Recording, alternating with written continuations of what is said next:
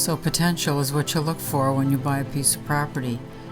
This part with this old RV that had to get towed off was a deterrent for sure, but we were up for it. It didn't have wheels, it didn't have tires or wheels, so we're just gonna, and I don't think anything inside was worth salvaging, so we are either gonna hire somebody to take it away or we'll figure out something, but we'll keep you posted on that. Additionally, there was a well-established foundation that was extremely strong, so we are wanting to build up from that. We're seriously looking at modular homes, so stay tuned for that. This property also had a well. We're going to build a little house that goes around that to keep it protected better. They didn't do anything for that.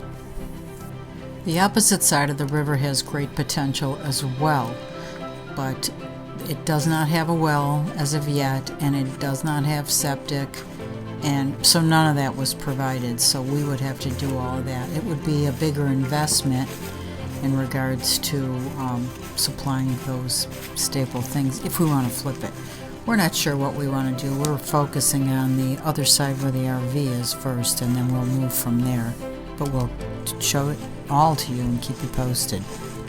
If you walk further down on the opposite side from the RV, there's a little area down below that is very close to the river, and it would be a great place for a little deck or a place to fish, and there's huge trout in this particular river, and it's just an ideal place.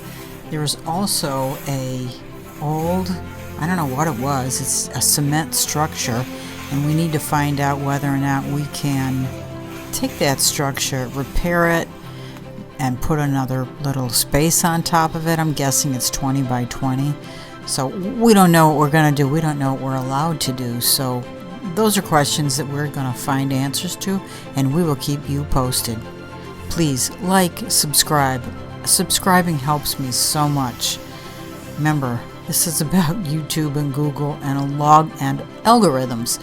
So any help you can give us would be absolutely appreciated. Thanks, and thanks for watching.